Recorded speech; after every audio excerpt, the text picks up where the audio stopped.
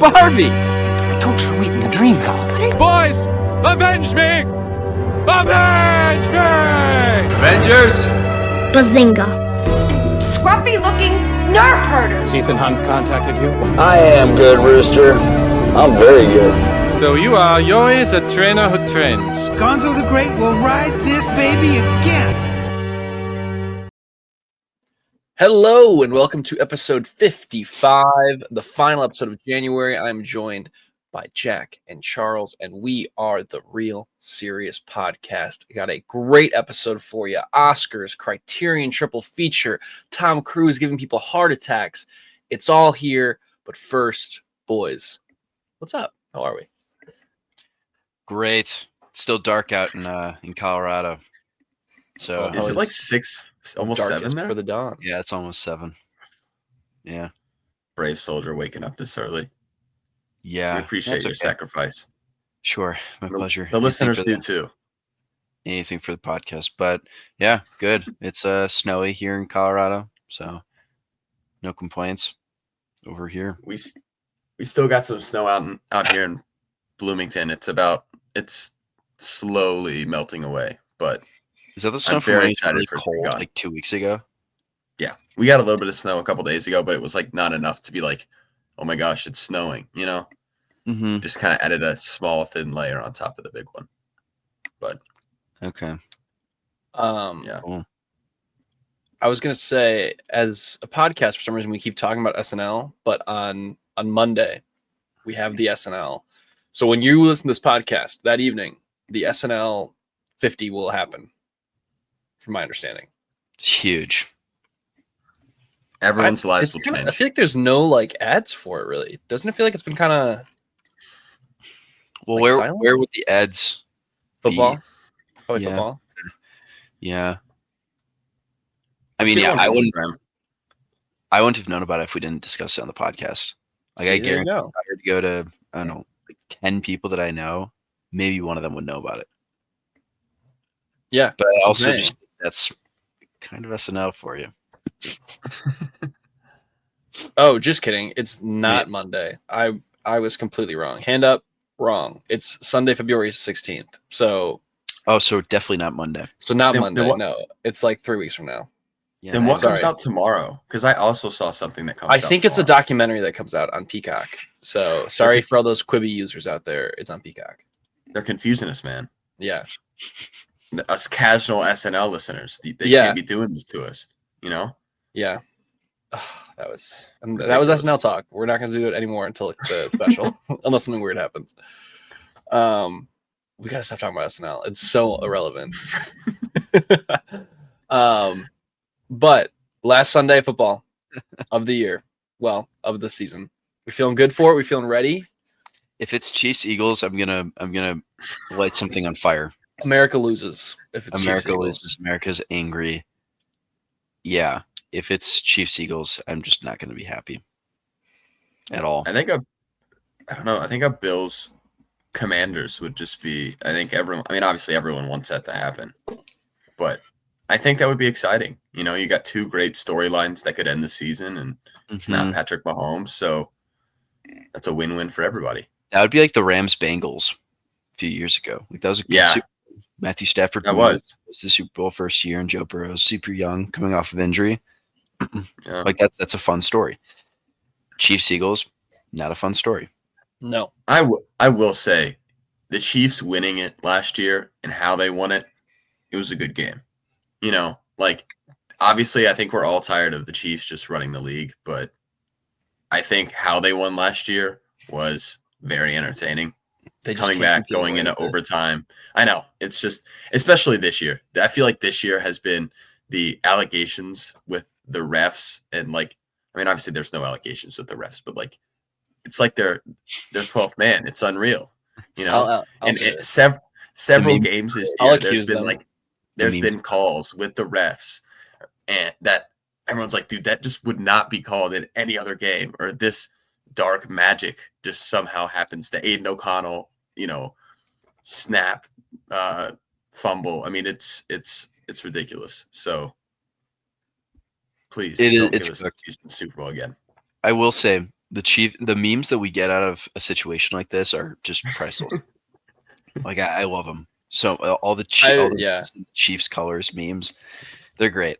Or like the AI images of like them like the Chiefs like hugging or like kissing the refs. Yeah, like, and everyone underneath it is like, is this real? Is this real? I love that. I've also been watching a lot of Josh Allen edits on TikTok, and it gets me very convinced he's like the greatest person to ever live. So if he loses, I will be so sad. I know who Shamik Moore is rooting for. Not Allen. Dude, if he wins the Super Bowl, this would be like the greatest year of anyone. You know? Does that make sense? Greatest thing to ever happen. I would argue. Yeah. Well, I love the Stein, Chuck.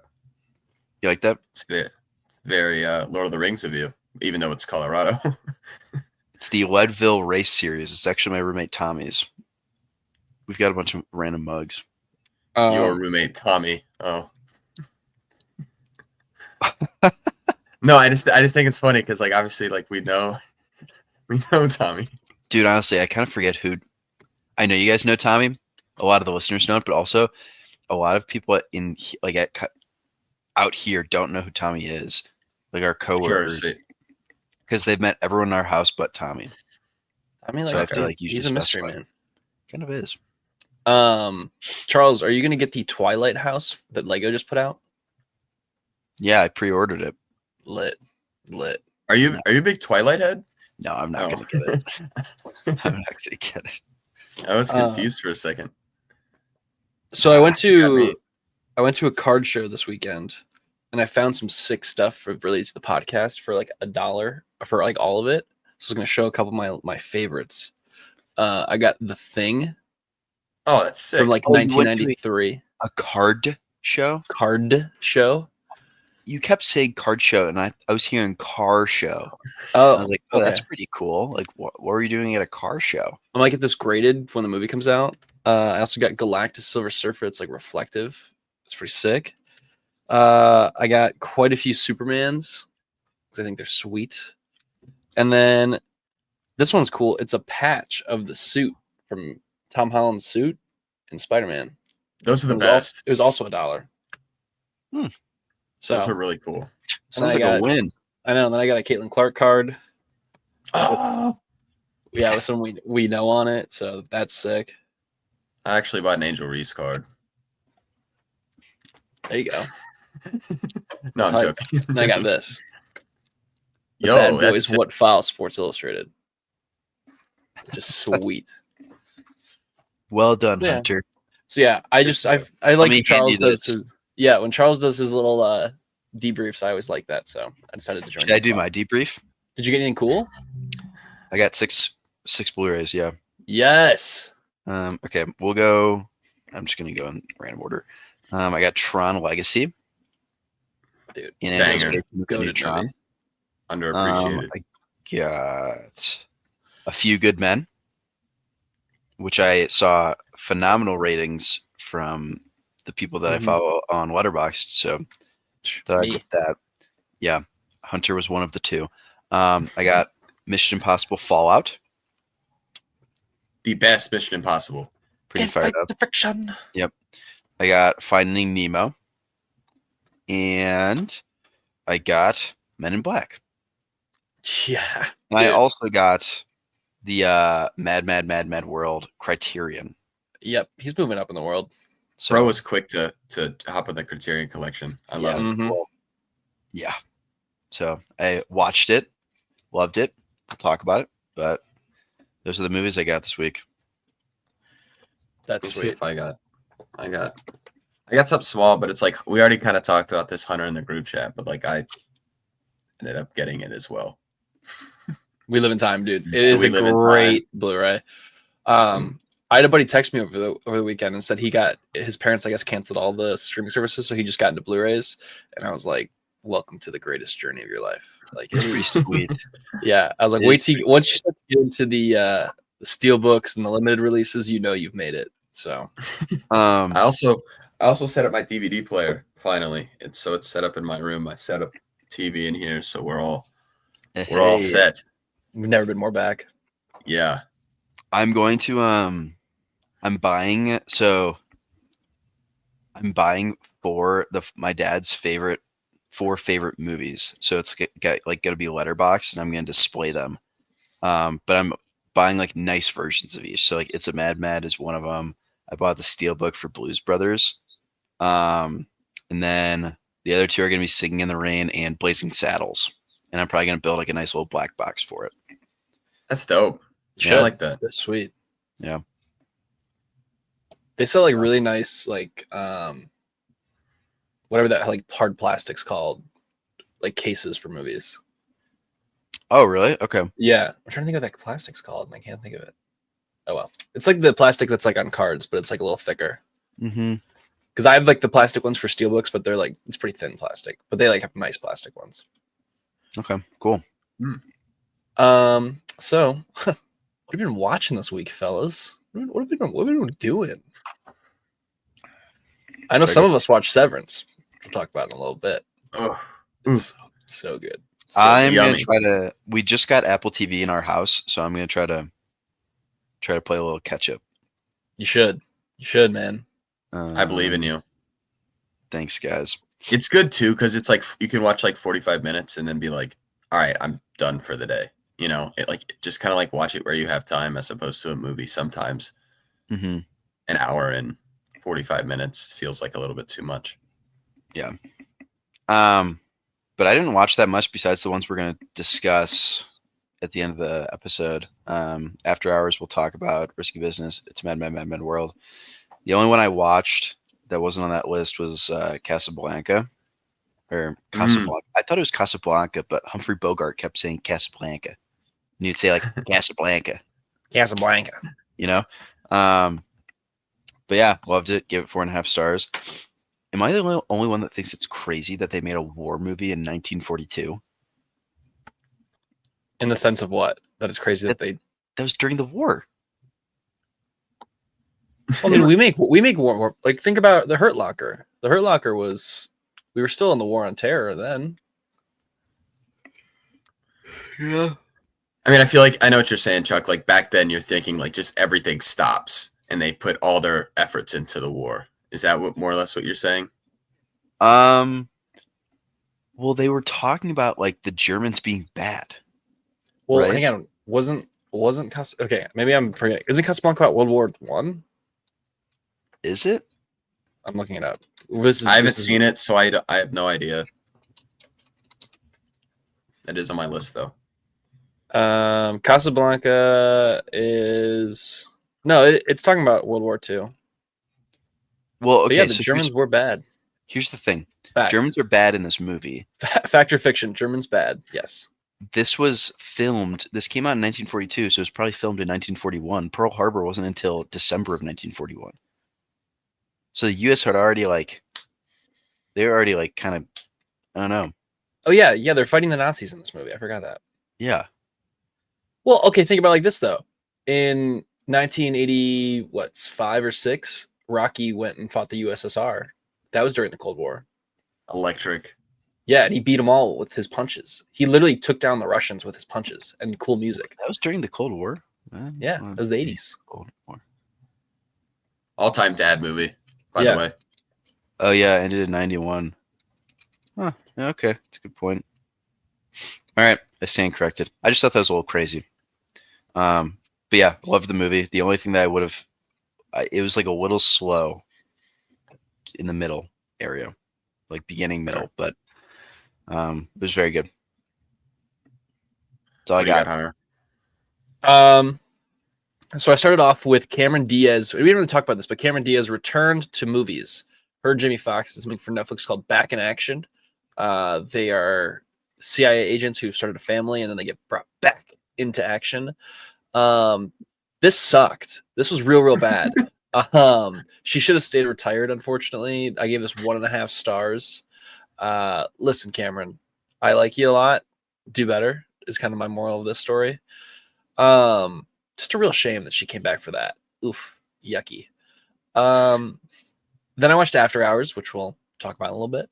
Then I continued my James Bond journey and watched Goldfinger, which so far is my favorite of the movies.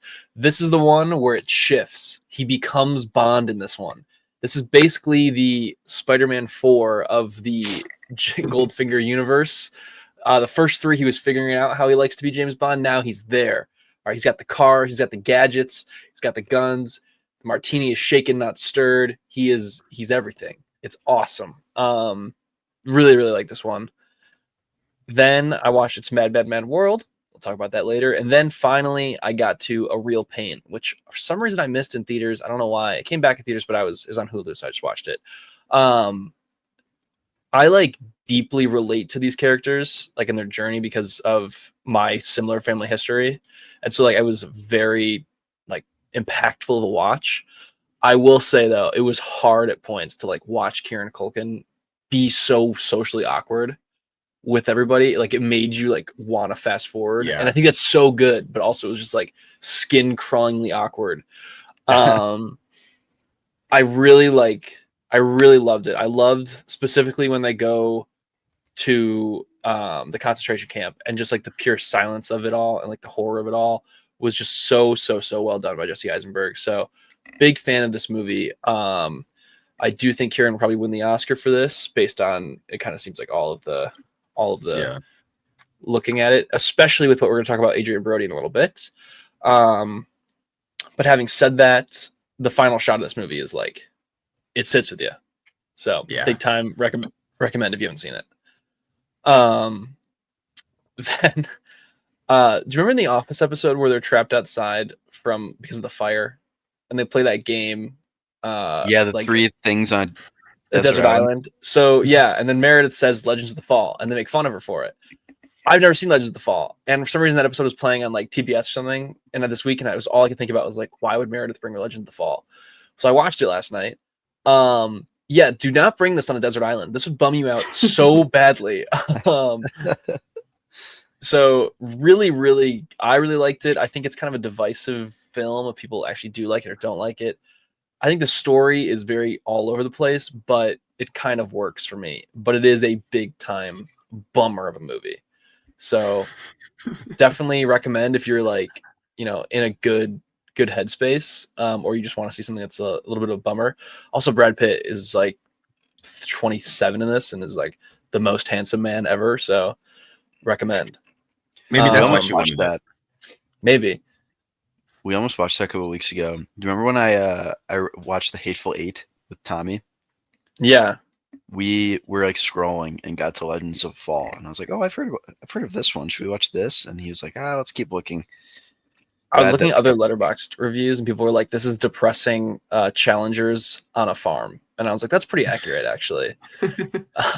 So, and then Risky Business, which I watched also yesterday and just forgot to log. So it's technically logged today, but it's logged. So we'll talk about that later as well. Love it. Cool. I went back to the movie theaters to see Better Man again. I'm single-handedly supporting this movie on my back. Where are the people in the theater? Yeah, there was 2 other people. So lucky. I'm trying to get the poster from AMC. I'm really trying to get it, because normally the employees will get it, but I'm like, look, come on. An employee definitely doesn't want this poster. Come on, give it to a true fan. Give it to me. Still really like this movie. I think it was just as good on the second watch. If you guys have a chance to watch it. I think it's funny though, because like it's become this cultural thing to just like hate on this movie. And people are like, no, it's like actually a good movie. And I think they're like missing the joke. That like at this point, people just aren't going to go see it because they have no interest in Robbie Williams. Not necessarily because they're interested in the movie. Yeah, who is this monkey guy? But super happy. We'll get to that later. Better Man. But then watched Pete Davidson special. Was not interested in watching this at all, but I was just watching something on YouTube. It came up next, and I honestly thoroughly enjoyed myself with it. Then I watched the OG Superman, Chris Reeves. Great stuff, and I this is PG, like they do a great job of basically giving a really good, vibrant Superman story, and it's not It's not dark. I mean, obviously we're used to a dark Superman story now with all the Henry Cavill stuff, but I really like this. I haven't seen it, so I enjoyed it. Then I went to see Sing Sing again. Still love this movie. Quite possibly got a smack in the face for several things at the Oscars, but not entirely the movie's fault. Dare I say that? Then I finally saw The Brutalist. Hopefully you guys can go see that soon. Fingers crossed. Then I watched It's a Mad, Mad, Mad, Mad World, Risky Business, and After Hours. So pretty busy week. Yeah.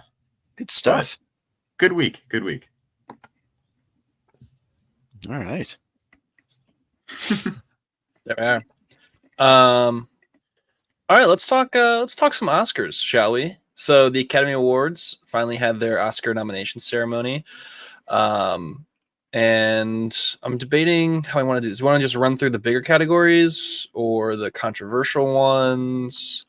Let's just start from the top. I'll start from the top, and then we can talk about specific categories if we want to. Actor in a leading role. I think we should probably talk about all the acting ones. So Adrian Brody, Brutalist; Timothée Chalamet, Complete Unknown; Coleman Domingo, Sing Sing; Ralph Fiennes, Conclave, and Sebastian Stan, The Apprentice. Ralph Fiennes. Ralph Fiennes. No, we're gonna say it our own way. Until he comes on the podcast and corrects us, we're saying it our way. Sebastian Stan, shout out, good job. Massive, I'm sorry, massive. but let's just do like this in the Brutalist conversation at once. Sure. The Brutalist used AI to make his voice more Hungarian. It's specifically, it's only when he's speaking in Hungarian, though. It's not when he's speaking English. Yes. Hand up, I'll say that's like, I get there's the whole pushback on AI. Number one, kind of a bummer, I think, because like, who cares? Yeah, I agree. I really don't think, like, listen, I would never have known if he was speaking proper Hungarian. I really don't think that Hungarian people were going to be like that offended if he was like slightly off. Like, obviously he's not Hungarian, so like him trying his best is, kind of the whole idea of acting.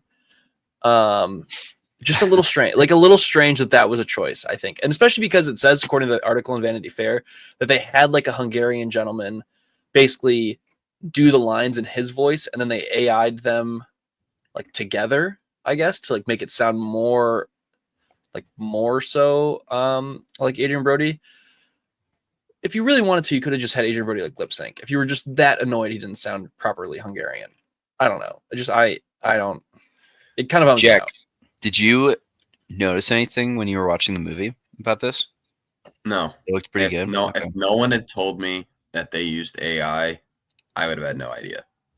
And I think this is like, if you say AI in like the film industry, and I believe the editor, or I want to say, I don't know, someone from the Brutalist team said, I think we need to have more open conversations about AI. And I 100% believe that. Like, if you use AI in your movie, I think that you should come out and say it. Like, but that doesn't mean that you should receive all this backlash either. I think for the Brutalist, I think it's more important to consider that they used AI for the Oscar rather than like supporting the movie itself. Does that make sense? I think we can separate the two of those things. Yeah, I don't disagree. I also don't think he should win. Out of precedent. I wouldn't have him win anyway. Well, there you go. Hot take. So it's like, maybe not a hot take. It's not a hot take. I want Coleman Domingo to win this. I'd rather have Ralph Fiennes win this. Not that he's not good, because he really is good, but then also with the AI stuff coming out. But I don't think the AI part for me was like, that's the nail in the coffin. Has Ralph Fiennes won an Oscar? I don't believe so. Mm-hmm. I know lots of good roles. Well, you guys have talked in the past about like a lot of Oscars are just given to actors because it's about like pretty much it's an about time Oscar, Yes, like it's the last kind of like Leonardo like 10 DiCaprio. years. People say that The Revenant wasn't his best performance, or like didn't definitely not deserve an Oscar. Me, but it was like about time that he got one. I feel like we're kind of getting to the point with Ray Fine. Maybe I'm higher on Ray Fine than others, but I think that I think he has an S after his name. Sorry. Ralph Fiennes. Come on, man. Are we just mispronouncing it on purpose? Yeah, I'm until he comes on the podcast. Until he comes on the podcast. Also, Fine's pronunciation. Timothy Chalamet got nominated for the wrong movie. Is my take there. Yeah, I agree with you. Oh, it is Ray Fiennes. Yes. Listen, I've been misled one too many times with I'm going to say it the wrong way. This name. Gosh. Timothy Chalamet should have been nominated for Dune 2 instead. I think he was quite good in Complete Unknown, but listen, it should have been Dune 2. Sorry. How many nominations did Dune 2 get? 4. Yeah, 4. And it's all in the like sound design, visual effects. Nothing to do with directing or acting. This goes back to our plumbers and carpenters conversation. I think I told you guys that I said the over-under for Dune Part 2 Oscars is 4. Which honestly might be a great line if they win. Great line. All 4. But I'm just saying. I'm with you though, Jack. I think Coleman Domingo should win. I want him to win so bad, and I see there's a lot of support online for it, especially among the people that have like seen this movie and like seen how amazing he is. But honestly, like I don't think there's any in the nicest way possible. I don't think Timothy Chalamet should win for A Complete Unknown. And I think you agree by saying that Dune Part 2 is his better performance. I just think anyone else besides him, not that he wasn't good in the movie, because he is, but I just think there's so many better performances that are a little bit more heartfelt, that have a little bit more meaning behind them. Yeah. I'm also just like so tired of like the biopic gets nominated. Yeah. Like it's like, dude, we get it. Biopics, man. Well, we're gonna talk about nominate Robbie Williams, you coward. Yeah, nominate the monkey. We're gonna talk about the Michael Jackson one like next. So, all right, actress supporting role. I think this is Kieran Culkin's to lose. Yes. So we'll keep going. Actress in a leading role. Very interesting category. So Cynthia Erivo, Wicked, Carla Sofia Gasol, Amelia Perez, Mikey Madison, Honora, Demi Moore, The Substance, and Fernanda Torres for I'm Still Here. This was, for a long time, Mikey Madison's category to lose. And then my sweet queen, Demi Moore, showed up and won that Golden Globe. And I'd say the tide has shifted to Demi Moore to win this award. This one also feels like a thank you for all you've done for movies award. So I would not be shocked if she did win this. Shout out a few good men. Shout out a few good men. Yes, big time shout out a few good men.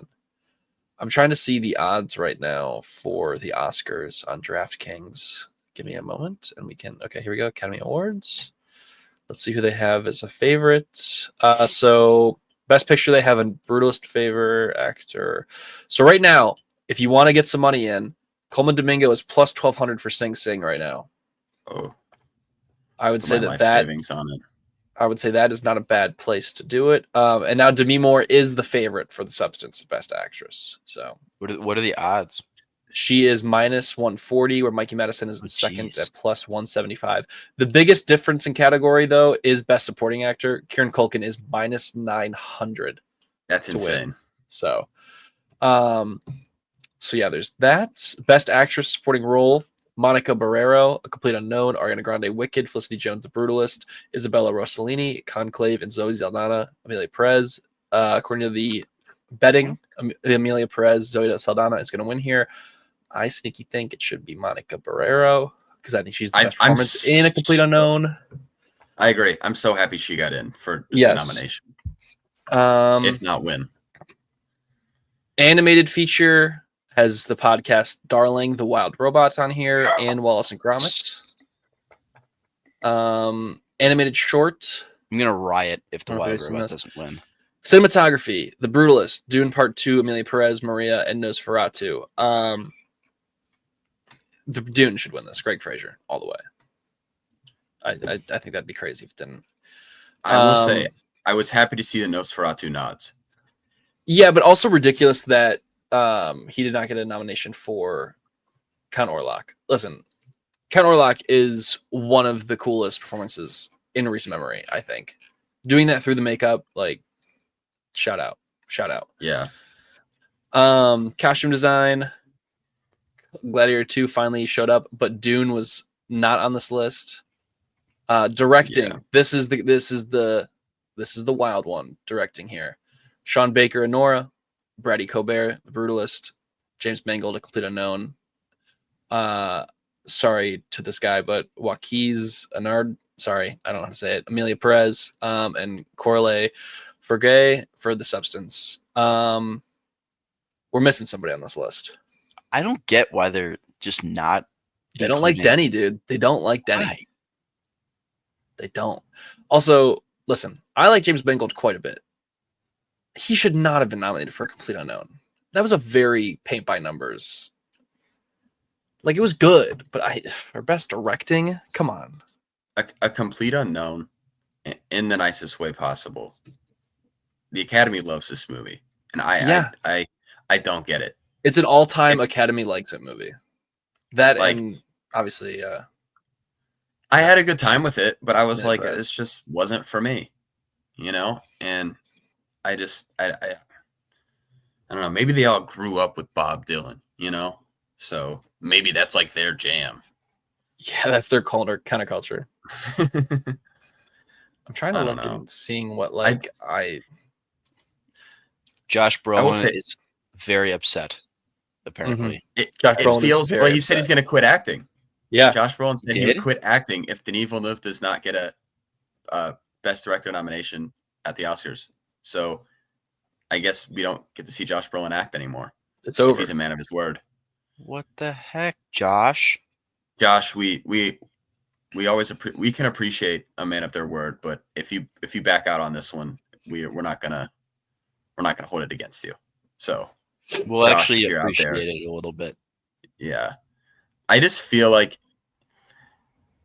David Lynch adapted Dune and everything that happened with his adaptation, where basically the production just went south.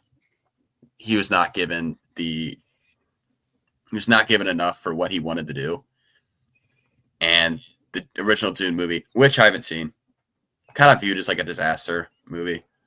Mm-hmm. Denis Villeneuve revives it and makes it this massive, like, masterpiece. And he gets no recognition for it. And I just feel like it's so disrespectful. Yeah. I'm trying to find. I mean, Dune's not the type of thing that people just buy into. And the fact that he got so many people into it it's pretty impressive.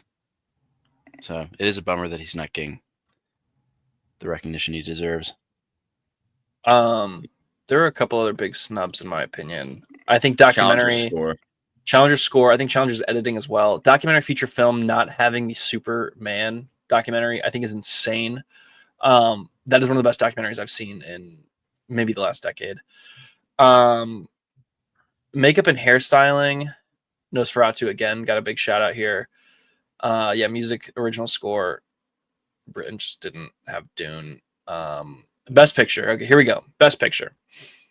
Honora, The Brutalist, A Complete Unknown, Conclave, Dune Part 2, Amelia Perez, I'm Still Here, Nickel Boys, The Substance, and Wicked. Fun fact here, and not trying to be a hater, but slight hater, Amelia Perez is the second most nominated movie of all time at the Oscars. Tied. It's tied for second. It is also the lowest rated of the Best Picture nominations this year, and it's one of the lowest rated Best Picture nominees since the 1930s. So, question: it's second 13. In most nominations of all time at the Oscars. What's number one? La La Land, tied with Lord of the Rings. Yeah. What's number one? I'm just curious. I don't think it stands alone, right? I think La La Land's tied with it. I think so. Most awards won by a single film was Ben-Hur. So, dang it! Let's see. Sorry, let me look. I think also Titanic actually is the most. Yeah, Dang Titanic. it. Titanic does. No, Titanic, La La Land, and Return of the King are all tied. Yes, we're back. Okay, we're gone for a second, but we're back. However, of those three, it is in second place for the most wins per possible, chances. But the gaslighting has to stop. I don't know what the Academy has been watching. I don't know if they've gotten different versions of this movie. If this movie happens to pull off a win for Best Picture, it will be the worst win for Best Picture, quite possibly of all time. Yeah. It's gonna be terrible. Like, everyone's gonna be upset, besides maybe the people that are in that room. Listen, I think that as a podcast, we're pretty open to watching a lot of things that maybe not be great. I know Jack obviously has seen the movie. I am kind of in like a protesty vibe of it, where it's just like, it's ridiculous it's getting all this clout, and I just want to just be a hater of it instead of actually watching it. I will watch it though. I will watch it before the Oscars. I do make that promise. I want to watch all of them, of the Best Picture nominees. So I'm like 60%. So I'm trying. Yeah. I will see it. I'm telling you. Well, I want to see Nickel Boys and I'm Still Here, but neither of those are in theaters by me. I mean, I have to drive like an hour away, which like just sucks. I saw some AMCs were doing like a big like marathon showing of all the Best Picture nominations, except for Amelia Perez was not in there because it's a Netflix movie, which is very funny. Is this a weaker year for movies? And like, no. See, we're gonna do our own Oscars show around Oscars time, which we're very excited about, and we'll nominate our own stuff and kind of do our own thing with it. But I don't think so. So my opinion of the Oscars is that they need to embrace what movies are now, and they just choose to ignore it at like every possible turn. Like, I just think it's very silly that they do that. Like, you need to embrace blockbusters a little bit. You don't have to be like, we're nominating Twisters for Best Picture, which, listen, I wouldn't be that angry about, but you need to embrace it a little bit. Like, a little bit. Never let bro rank again. Yeah, that was tough. Who let this guy buy podcast equipment? I think the big example of them failing was after. Look, we're sounding like Marvel shills here, but I think after Avengers Endgame, they should have had a moment where the original Avengers came out on stage and it was like a thank you. Don't have to give them an award. I don't need an Oscar, but like a thank you for what you've done for the movies.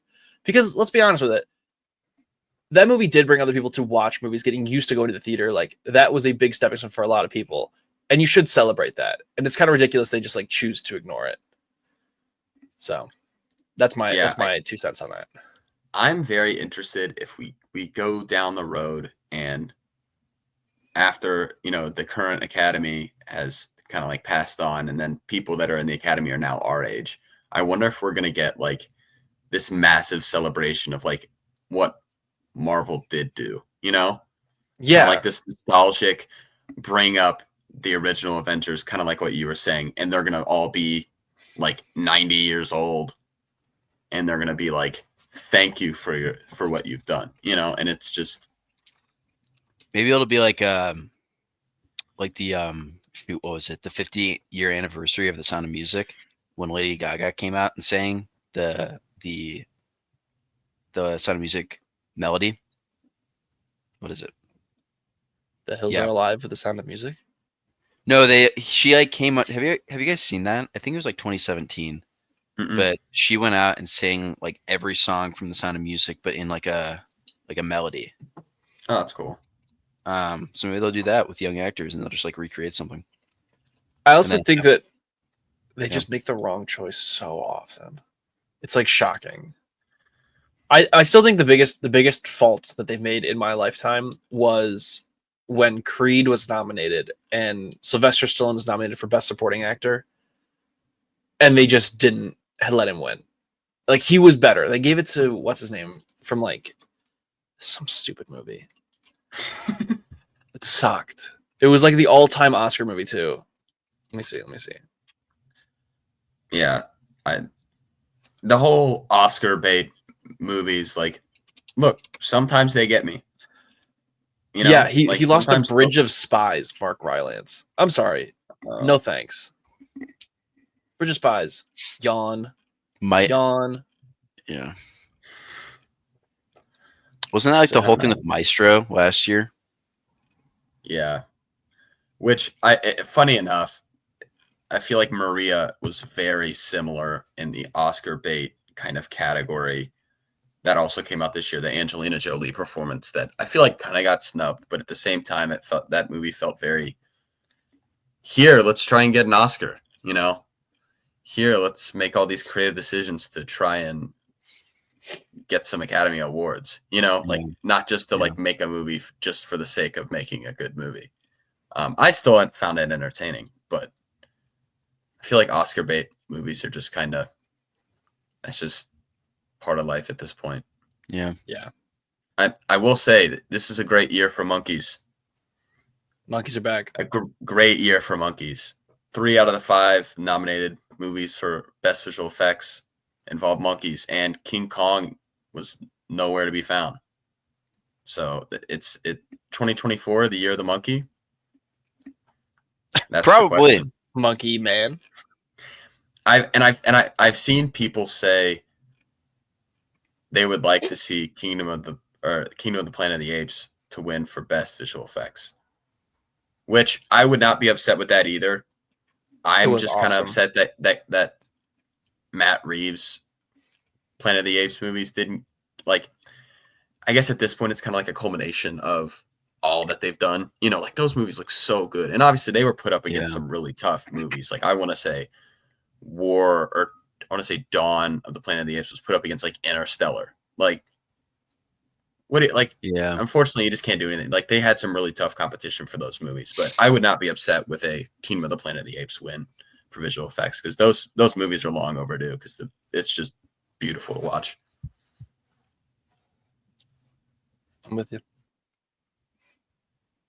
All right, let's get into some other news. Michael Jackson biopic has to reshoot the entire third act. So allegedly, the third act revolved around a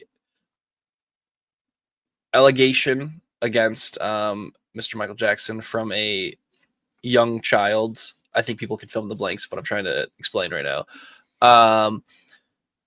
So I guess the point of the final act was that it kind of hinged on this story of the real world allegation and settlement.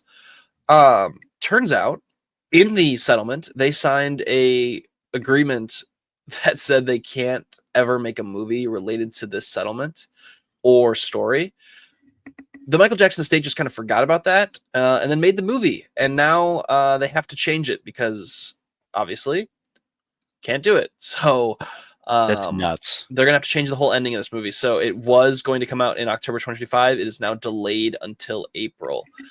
So for us as a podcast, did anyone have that in their top 5? Nope. All right, so we're good.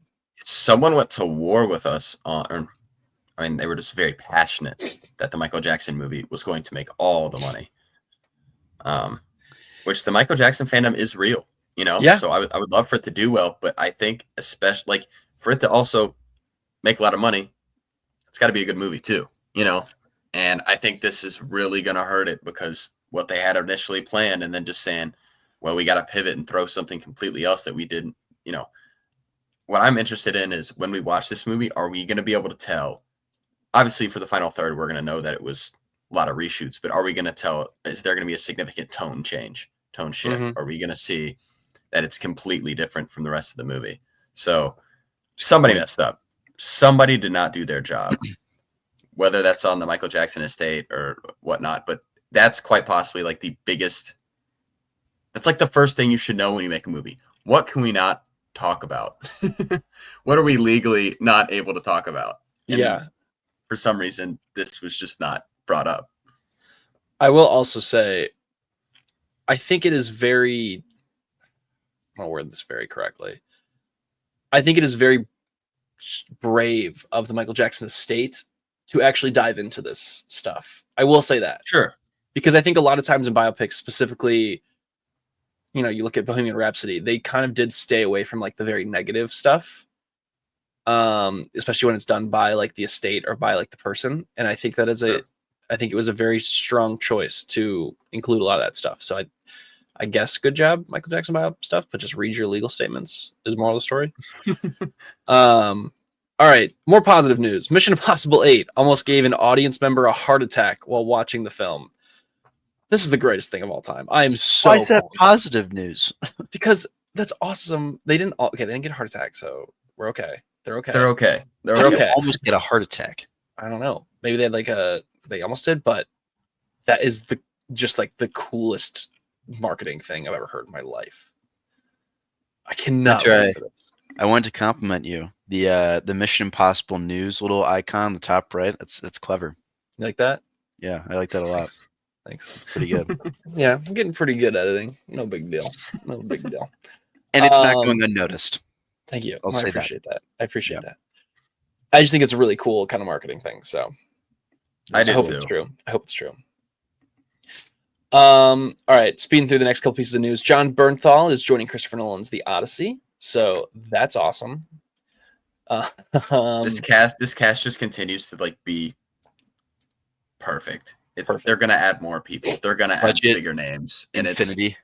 It's gonna be so awesome. And I cannot wait for this movie. I feel like the more actors we add on, and I don't know, you guys know that I'm a massive Nolan head, but I think we all are, but I'm just beyond excited to even get first looks at this movie and what's going on. Yeah, big time. Martin Scorsese and Leonardo DiCaprio are back together for Devil in the White City, a story about the first serial killer in America, I believe. So that's pretty exciting. They're a good little combo, those two. Not bad. We got our first look at Supergirl, so it's filming. Got our first look at Kara Zor-El, so not a whole lot there besides that. Really just the hair. Just yeah. We got casting for Sinestro for the Green Lantern TV show. So that shows Sinestro will be there, which I think is pretty cool. I wonder if he'll already be a Yellow Lantern. I assume so, based on the age of Hal Jordan. Kong versus Godzilla 3 happening. There you go. Really Thank goodness. Yeah. Thank goodness. All right, and the last pieces of news are a little bit bigger, but this last one is not. Resident Evil 2026 is coming from Zach Krieger, who most recently directed Barbarian, which I really liked. So I'm actually very excited for that. Ooh. And I think that this could be very, very good with him at the helm. I think that Resident Evil is one of those untapped things because the early 2000s versions of it were just so not what the game was that this is a real chance to be something special. So yeah. I have not seen any of the movies, but have seen Barbarian. Some freaky stuff. It's right up Charlie's alley. Detroit movie, Barbarian. I have not seen it. I get quite possibly. It uses it turns Detroit into a living, breathing thing, and it is terrifying. Mm-hmm. So, don't think I'm taking a trip to Detroit anytime soon. What? Why not? All right. David Leitch is in talks to direct Ocean's 14, seeing the return of Brad Pitt, George Clooney, Matt Damon, apparently Don Cheadle, Casey Affleck, all returning to the franchise. It's no secret how much I love Ocean's 11 on this podcast. In my top 4, I'm very hesitant on this. I like David Leitch quite a bit, but there's something so specific about the Steven Soderbergh of it all that I'm very worried it's not going to be great. But I'm into the idea of it. I'm not saying no. It's kind of my thought. There. Have you seen the original Ocean's movie, Charlie? Yeah, I have. Okay. I watched it All right. relatively not for the first time, but I watched it again relatively recently. I think I gave it four and a half. Okay. And we are getting another Ocean's movie coming soon from who is this? Jay Roach, about Margot Robbie and Ryan Gosling as the parents of Danny Ocean in the 1960s. So that's also happening. Talking about Ryan Gosling. Yeah. That's called folks, it's called a segue in the business. Ryan Gosling is apparently starring in Sean Levy's Star Wars movie. Oh my God, Sean Levy, Star Wars! Can't wait for this 3-star. What are we doing here? What is Ryan Gosling doing? Like what's I'm very fearful for him. If you're there, Ryan, blink 3 times. It's Sean Levy. Ryan, I think Ryan, if we're you need gonna help, be good. Ryan, if you need help, please let us know. I don't know. Maybe there's a chance that this could be, because listen, he has all the charisma in the world. If they wanted to do like a new, Han Solo-esque character, who else to go to besides Ryan Gosling? But having said that, I'm not very interested, unfortunately. I'm not really interested in Star Wars at all, unfortunately. And I know we've talked about this. I think we all collectively feel like Star Wars has just added on so many projects that it's just diluted the product for us. It's a tired franchise. Take a 10-year break, Star Wars. I genuinely don't think it would be bad for Star Wars to just be like, hey, we're going to relax for a little bit. But the problem is the IP is just too massive and it makes too much money for them not to. But at this point, the Ryan Gosling news, it tells me that they're going away from what they know best. Like they're like, Star Wars is best when the concept is so good, you don't need to hire A-list actors for it. Like Harrison Ford, Mark Hamill, all of those people were kind of like made through Star Wars. Yeah. Yeah. Like all of these people, they weren't like A-list actors and they're like, oh, I'm going to join this Star Wars film. I'm hoping that it'll be great. No, Star Wars has never been, oh, let's get Leonardo. I mean, not saying Ryan Gosling is Leonardo DiCaprio, but some of his performances are like very, very good, So I think for Ryan Gosling to join this, I think Star Wars is going away from, obviously Adam Driver is massive, but when he first joined Star Wars, he was still kind of like on the rise. Yeah. So I don't know how I feel about this. I'm kind of more upset about it than anything. It just, I just hope Ryan is okay. My glorious king. I just want him making healthy decisions for himself. And if that's what he's doing, great. But I'm a tad bit upset. Sorry, I ranted for a little bit. I apologize. No, you're good. No, that was good. You know what I think is hard too is like us being so in it. I think we notice all the other Star Wars stuff. But like if you're the casual audience member, you don't watch Disney Plus shows. Like you haven't had a Star Wars movie since 2019. And then now we're pushing 2025. We're probably won't get anything until 2026 with Mandalorian and Grogu. Like, it has been a minute for the general audience to see Star Wars. I just don't think I really don't think they're like, you know what I really want? Sean Levy Star Wars. One of us does say that. The 3-star banger that is Sean Levy movies. Sean Levy. I don't know. It'd be kind of funny if they just did Drive again, but like he was just a pod racer. That'd be pretty great. I would actually watch that. All right. Robert Eggers. So we talked about it a couple weeks ago. Alan Eggers. Yeah. Alan Eggers Poe. Yeah. So it was announced he is making a Wolfman movie coming out next Christmas. Did we just get this? Which I think there was a lot of funny tweets about it. Like he went to the theater and saw it and he's like, I need to correct history and make a good one, which was very funny. But I think he actually has a very good chance of making a good Wolfman. But the other one news that I thought was more interesting is I know we talked about it. We said it never was going to happen. A Labyrinth sequel. Officially, he is signed on for a Labyrinth sequel. So Robert Eggers is going into the world of Muppets, which is pretty awesome to me, at least. So speaking of of Labyrinth, do we have an update on the Percy Jackson show? It's very random. Yeah, let's see. Percy Jackson and the Olympians television series. What do you want to know about it? I guess. When is season 2 coming out? Also, what's his name? It just says so much. 2025. This is episode airs in 2025. So let's say season 2 is Bad Radio of Percy Jackson. Yeah, Walker Scobell is like 6 feet tall now. He was that's pretty sweet. tiny in the. It just says it'll be streaming this year.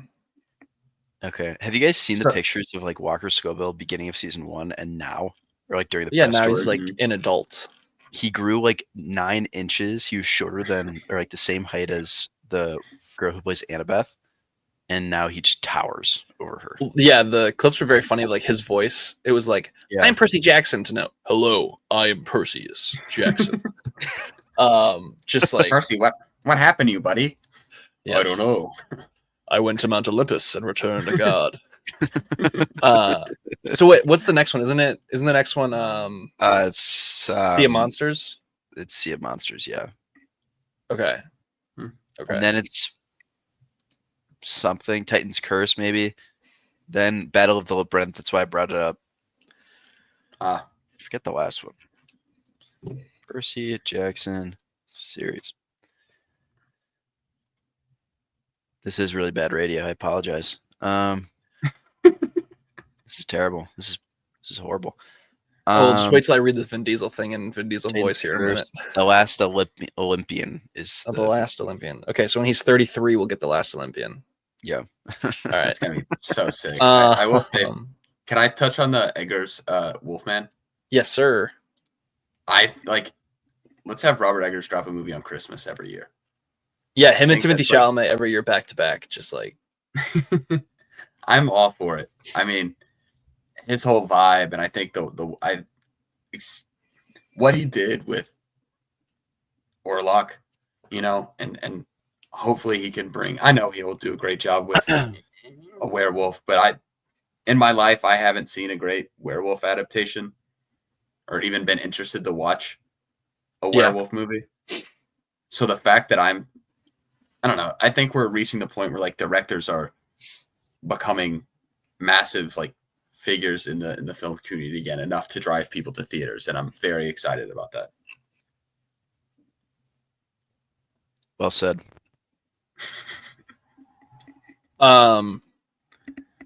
Doctor Strange. Dr. Benedict Cumberbatch said he is excited to come back as Doctor Strange. He loves being Doctor Strange, but he will not be Doctor Strange in Avengers Doomsday because his character did not align with the film's storyline. Listen. What's happening to him? Can I say, well, he'll probably be in Secret Wars. I'm going to say that this is a good thing. Here's my take on this. That means, in my opinion, that they're very focused on a very specific storyline, and they're not just like, hey, let's throw everything in here and just get people to show up to the box office. They're like, no, we got to make this good. So to me, this is good. I'm going to say good, even though I like Doctor Strange quite a bit. Yeah, you're going to get all the Marvel haters like, where's Doctor Strange during all of this? He would definitely be helping out in a time like this. Yeah, so he could have used the Cauldron of Coolness to defeat him super easily. This is not accurate. Yeah. So you just don't ever going to say that. We all know the real reason why he's not going to be there, because we're finally going to get Captain Carter Strange. It's going to be Dr. Captain Carter Strange. We're finally getting her in her most powerful form, and it's going to be electric. Fans will stand up from their seats and cheer. Popcorn will be thrown around the theater. All theater etiquette will be forgotten. It will be a cinematic event to remember. It is funny because Charles and I will be at Comic-Con this year, San Diego Comic-Con, and I think that we'll get some form of clip or information about it. I'm very pumped to see the two different factions of fans who are like into it and not into it, just like awkwardly argue with each other throughout the convention. It's be very funny. So I'm actually pumped for that. I'm debating. Hopefully. Oh, also I decided, I know we were talking about what we're going to dress up as for Comic-Con. I think one of the days I'm going to be Severance. I'm going to have the Lumen badge and walk around and just like try to recruit people to Lumen. That's awesome. I think we've officially put that in though, like for the Severance season finale. Yeah, we are going to dress up. we're putting on suits. It's gonna be the whole deal. We're actually having. I'm gonna do my hair like Mark does, where it's like awkwardly pushed aside.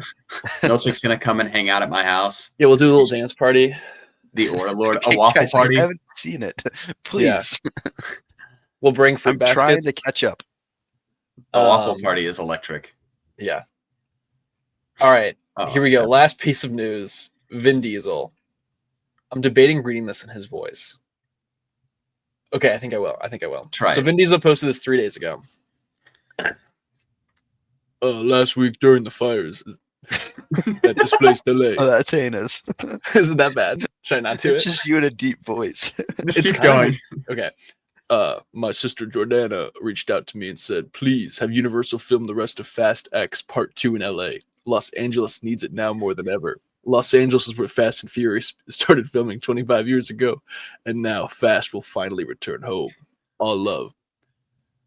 I'm sorry, that's the most wild Instagram caption of all time. Quite possibly the most tone deaf thing I've seen on social media this year. Quite possibly. Yeah. Bro saw the fires and goes, salute me, familia. We need to come back.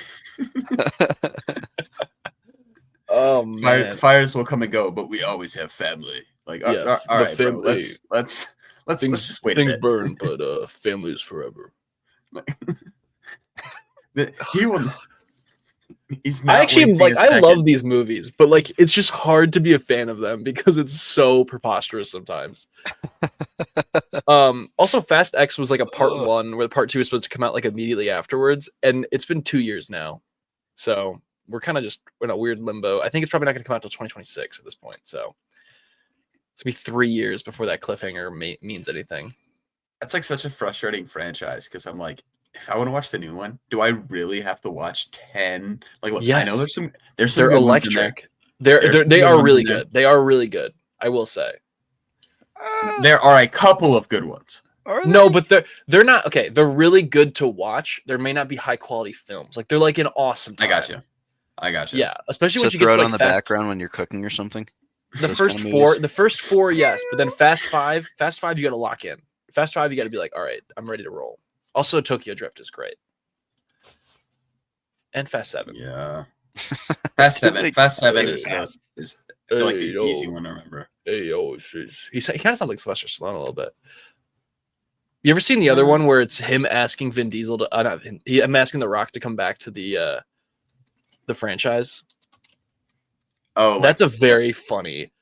All right, here we go. Let me read this one to you. He put it so November 2021, and now since this, he did come back and is in the post-credit scene of episode of 10 of Fast X. But so they got in like a big fight of like the direction of the Fast franchise. For those who don't know, so I'm gonna read this in my voice, not his, but my little brother Dwayne. The time has come. The world awaits the finale of Fast 10. As you know, my children refer to you as Uncle Dwayne in my house. There's not a holiday that goes by that they don't send you well wishes, but the time has come. Legacy awaits. I told you years ago I was going to fulfill my promise to Pablo. I swore that we would reach and manifest the best finale in Fast 10. I say this out of love, but you must show up. Do not leave the franchise idle. You have become a very important role to play. Hobbs can be played by no other, and I hope you rise to the occasion and fulfill your destiny. I want to say The Rock had a funny comment after, like, his response was hilarious. Dude, because they like just don't like each other. But then, yeah, like The Rock basically was like, we put the past behind us because we want it for the fans, which is just so. Dude, this is like the funniest franchise to be a fan of. Addressing Dwayne The Rock Johnson as little brother. I don't care how much older you are than Dwayne The Rock Johnson. That guy is no one's little brother. Hey, little bro, salute me, familia. Oh, man, I want to watch those again soon. They're so awesome. All right, let's get into some trailers. How to Train Your Dragon dropped a new trailer. Anything for this? It's just out. You're further out? I'm further out. Welcome to the club. I didn't love the way they made like the CGI Toothless when he was using the stick did not look good. No, it did not. Not even with our king Gerard Butler. Yeah, he's so handsome. What a king. No, this really didn't move the needle for me at all. Sorry, all I'll those still watch it, and I'm so How to Train excited Your to Dragon see it, heads. but I'm most excited for the music, if I'm being honest. It's gonna be the Yeah. same though, right? I mean, maybe Yeah, like a exactly. little, like Better a be. few. It better be. Is anyone interested here in Zero Day? Did that get anyone excited watching that No. trailer? Oh yeah, I'm good. I'm a Robert little De Niro. over like political movies. I need a little break. I will say I really like Lizzie Kaplan, and I'm glad she's getting work because I think she's very talented. All right, Mickey 17 dropped a second trailer. I didn't like it. Sorry. What? I don't know. This just did not click with me. The second trailer. I'm very worried. I'm not gonna like this movie. I liked it a lot. Oh no! I'm very confused when you said he didn't like it, because I was like, I feel like this trailer is just a continuation of what we got with the small like snippets. I know. Like, There was just what's something the about it. specific Just point? like It's the like a whole feeling? thing. Like the whole thing. It was just like a feeling in my gut of like, oh no. Maybe I got to see it on the big screen. I did see watch Crazy. on my phone, but like Yeah. there was just a feeling in my gut, and I was like, this is bad. Or, like this does not look good. Dang, man. I know. Well, I guess like the good thing is your expectations are lower. You know. Yeah. Maybe that's I feel good. like I feel like everyone's expectations are sky high. You know, after Parasite. You know, how do you follow up Parasite? You know, you don't. You know what I'm saying? Like you can't. Mickey 17. I'm excited for it. It looks entertaining. It's fresh. It's adapted screenplay, I believe. Mhm. But like still an original movie, an original adaptation of this book. So I'm excited to see it, you know. Robert Pattinson. Do you feel like was his voice like not clicking with you, or did anything I don't he know do what in it the trailer was. kinda No, because I okay. liked the first trailer with his voice. It was just like a weird vibe that came over me. Maybe I was watching it. I got to see it again, but as of now, I don't know. Darn it. I know. Call me Mickey 18 because I'm in. Yeah, that was bad. I'm sorry. They can't all be winners. They can't all be You winners. didn't even let that marinate. They can't all be winners. Oh My man. goodness. That was awesome. All right. That's Opus. up there with my Goodfellas closing remark. Do we like Opus? Do we like the Opus trailer? I Yes. looked up the summary and I got scared, so I didn't watch it. Dude, what's In. a trailer? I am in.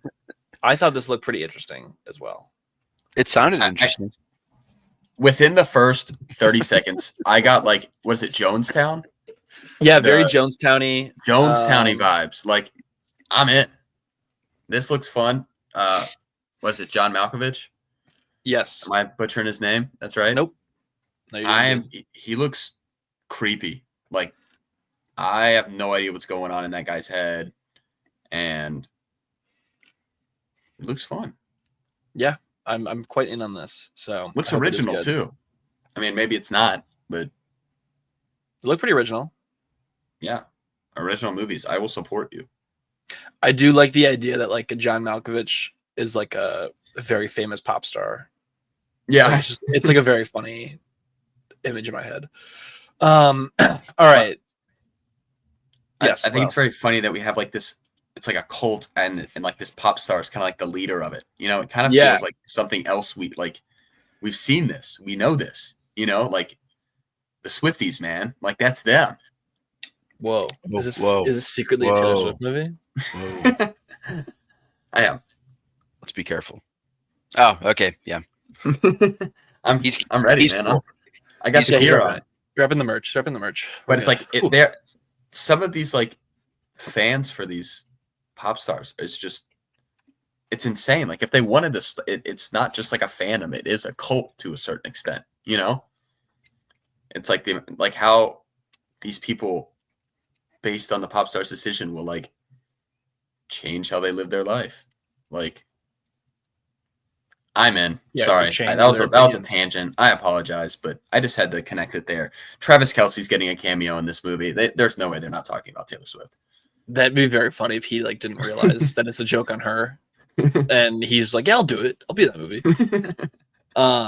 All right, let's talk Severance, episode 2.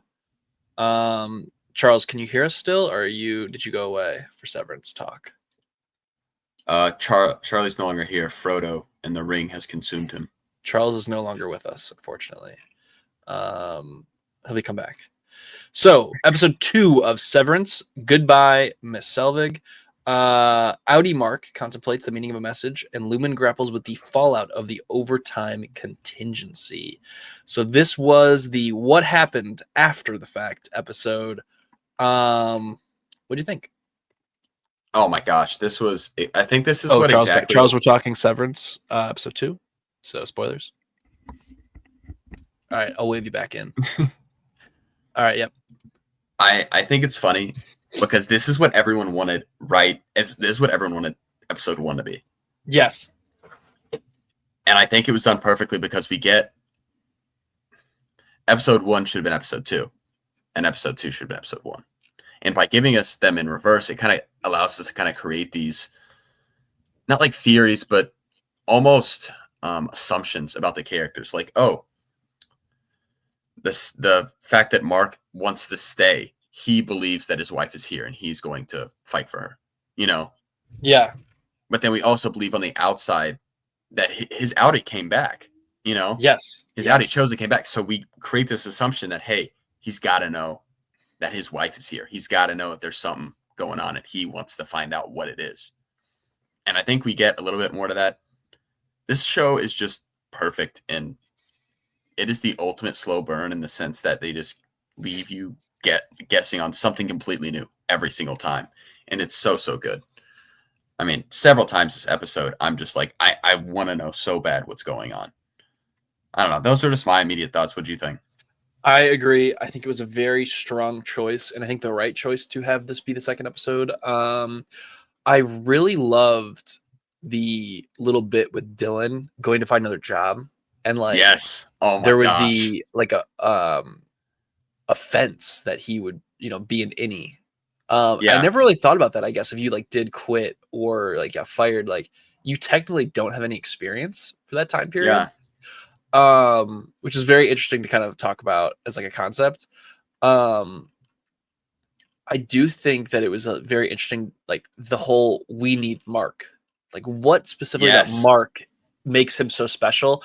And obviously I think it's probably tied to the fact that his wife is in there, as Casey, but what is that connection that makes them so important? They have to be there. Cause they got rid of, Dylan, and Irving pretty quick, and then they had to bring him back.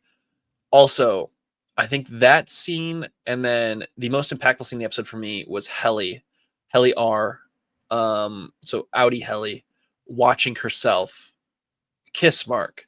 Yes. And I think it was so just the fact that she realized that her innie has lived more than she has on the outside, that her innie has become more of a person than she even is, was so interesting to see. And I'm very interested to see kind of where that goes throughout this. I was also surprised that Milchick mentioned to Mark that he's found love on the inside, and Mark kind of just was like, oh, okay. He asked about it, but didn't really ask about it. He was like, oh, all right. And it was just it was one of those interesting things. I wonder why, Bert, Christopher Walken's character, was watching Irving. So a lot of questions here, but I think it's set up really, really well. And I do think that it's not we're just asking questions to ask questions. I feel like we're getting little things here and there as well, which is very satisfying as a viewer.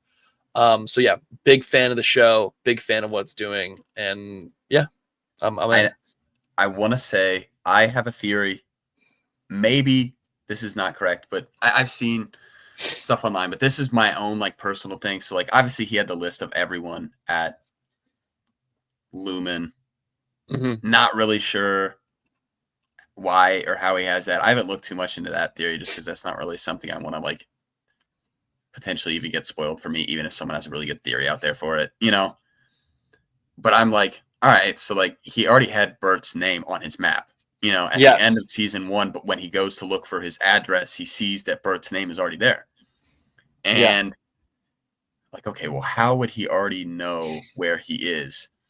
And I think it's maybe I'm stretching it, but I think that what happened with his son and how his son passed away, I think that maybe him and Bert were together on the outside. and that maybe they raised their son, and then the son passed away, and that kind of pain tore them apart, and they separated. Yeah. And that's how they know each other. Because you see that Christopher Walken's character is like, this isn't just like watching him. He is like angry. He is emotional. And it's crazy how much you can see from just like that one little snippet of like Christopher Walken just sitting in his car. Mm-hmm. But I feel like there is anger in there. There's like some frustration. We don't even get to see. We get to see with everyone else kind of what the aftermath after their innie goes back and their Audi comes out. Sorry. I know it's a lot of like, I'm not quite sure how to say that. After their Audi regains consciousness, we don't get to see what happens with Irving, because Irving's I guess we just assume that he goes away, but we see that Bert's in the house. If someone's banging on your door that loud, you're not just going to be like, oh, I guess nothing happened. Like, they're going to open the door, or they're going to see who's there, you know? Yeah. I want to know what happened that night. I feel like Irving's got a lot more to this story than I feel like he's getting attention right now. So I'm very interested to see where his storyline goes. Also, I do think it was pretty cool, like the clip of Mark kind of coming in and out every day, like, oh, good morning. Okay, good night. Good morning, good night. Yeah. Like, I just thought that was nice. I love it. All right. Anything else? We have Chuck back.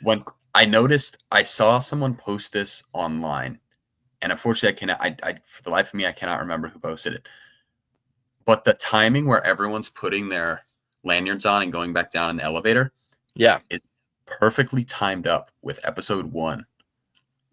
So if you were to put those together, when he goes down the elevator, he's waiting around like, oh, is everyone going to come down? And then when someone goes in the elevator, a couple seconds later, they like show like it's the timing. It's perfectly timed. That's awesome. And also, like, we're all thinking we're going to get to go into the elevator with Helly. Yeah. You know, we're like, we oh never my gosh, did. like and obviously this show doing the great thing that it doesn't show us. Mm-hmm. So love this show. It's quite possibly been the greatest thing I've discovered in January. I can't believe people had to go 3 years without watching this show. So yeah, I guess like lucky for me, but I'm definitely late to the waffle party. Yeah. All right, wave him back. Wave him back. He looks so Colorado in that hat. Very Colorado. Welcome back, Charles. We said you look very Colorado with your hat on. Welcome back, Charles. We can't hear you. Your mic is not down by your face. Yeah, I haven't showered yet this morning, so my hair is all kind of like matted down. Gross, dude. You disgusting pig. Gross. All right, so I put our movies. So we're doing 3 Criterion films. We each selected. I put it in order of earliest release to most recent released. So we're doing Mad World, Risky Business, then After Hours. So let's start with a Mad World, directed by Stanley Kramer. Came out in 1963. A group of motorists witness a car crash in the California desert after the driver's dying words indicate the location of a hidden stash of loot. They turn against each other and the race across the state to get to it. So if you've ever seen the movie Rat Race, that is a spiritual successor to this movie. Charles, this was your selection, so why don't you go first? Okay. So I probably should have prefaced this because it is like a strange movie. Like I feel like it's an acquired taste. But so this was my dad's favorite movie, and I was telling Hunter Jack, my dad would like tell us when we were young that this would come on live television maybe once a month or something, and everyone in the neighborhood would just stop what they're doing, go to their respective homes, and just watch this film on live TV. And so I watched this a lot growing up. I showed a lot of my buddies in elementary and middle school this movie. And I hadn't seen it in probably like 4 or 5 years. And so rewatching it, it was very nice and comforting to hear like so many quotes that my dad used to, or so many lines that my dad used to quote. Like, do you guys like the scene where the guy just like drives up and is like, trouble? Having any trouble? Yeah. And Mrs. Marcus is like, no, we don't need any help from you. And then the guy's just like, what? And drives away. Like my dad used to quote that all the time. So this, it has a very special place in my heart, which definitely drives my love for it and like my rating. I gave it 4.5 stars. There's a lot of strange. There are a lot of strange things about this movie. I can like recognize that. Like the humor, I'm pretty sure Stanley Kubrick. What's it like? What's his last name? Kubrick. Kubrick. Kramer. Kramer. I think we're Stanley Kramer. Okay. Costanza. Kramer. Yeah, Stanley Kramer. Stanley Kramer. That's Kramer? the director, right? Oh, nobody got that. I'm pretty sure he had never. I was trying to look up some fun facts about this for like the nerd nugget of the week. I don't think he'd ever done a comedy. He was like a very well-known director, but he had never done a comedy. So He did Look Who's Coming to Dinner, which I saw. okay. A lot of people have problems with this movie because the comedy is just very strange, and the timing of the comedy's a little bizarre and unusual. But I also should have told you guys this before. Maybe you guys realized it. This film, when it came out, the reason why people love it so much is, imagine nowadays if there was a movie with like Steve Martin and who's someone else? Why am I blanking on comedians? Jim Like Gaffigan. in this movie, all these stars, all the people that star in this movie were huge names in Hollywood, like TV personalities and movie stars and comedians. And that's why people were really into this. Like when they were trying to come up with the credits, they didn't know who to put first because everyone was so well known. So there's that. Jonathan Winters in it. He plays the truck driver. He was like a really well-known comedian. He was actually the inspiration for Robin Williams. If you guys didn't know. But so that's why this, like, I don't think it ages very well for our generation, just because none of us have heard of any of these names because it's so long ago. But like Mickey Rooney. Yeah, Mickey Rooney. You guys know that like scene where it's just the three firemen randomly? Yeah. Those were the Three Stooges. Oh, okay. I was like, okay, because they're standing there. I was like, I that felt very like Three Stooges. Yeah. I was like, Okay. oh. There were so That's many funny. cameos in this. Like pretty much everyone in this was a well-known actor. Like that was the whole beauty of this film. Yeah. So this was like 1963's version of Tropic Thunder. Haven't seen Tropic Thunder, but probably if I'm explaining this well. Jack, does that feel like a good comp for what he said and then what I said? Yeah, I mean, I think Tropic Thunder's got like a significant amount of star power. I think, but Yeah. it sounds like this one is like to the max. Like Yes. Tropic Thunder ×5, probably not nearly as offensive today, but Yeah. I mean, there's Maybe at the some time. parts You in never know here, at the but- time. Yeah, I mean, I don't know. It sounds like back then anything would kind of go, but I don't know. Maybe they were more picky back then. I don't know. So yeah, I really like it because I like went in knowing that. If you guys didn't go in knowing that that's what like the point of this movie was, probably wouldn't, like, I could see how you guys wouldn't enjoy it as much. But yeah, I just think it's a fun time. It is long. There's an intermission. But just hearing about like how it kind of came to be, it's like a pretty fascinating movie. So yeah, that's what I got. I think what Hunter said really like resonated Yeah. with me in saying that I respect the movie more than really enjoy it. Yes. I think it is one of I agree with you, Charles. It's very much of its time. Like I think this in a theater would also be a better experience. But I think there is just a charm to it that maybe the comedy in and of itself, besides like the actual like, you know, physical slapstick of it all, doesn't just resonate with me as much. However, I do think that it works very well.